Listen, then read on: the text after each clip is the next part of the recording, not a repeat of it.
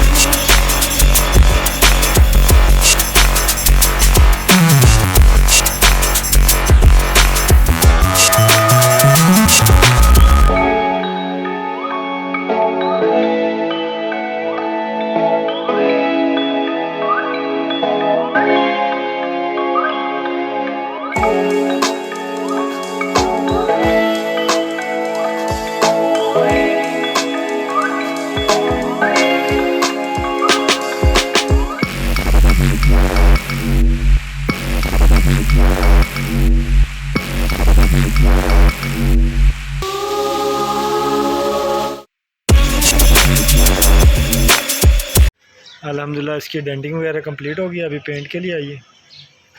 इसको भी पटीन स्टीन लगेगी, पेंट करूँगा कल सुबह, क्योंकि अभी मौसम भी बहुत ठंडा है।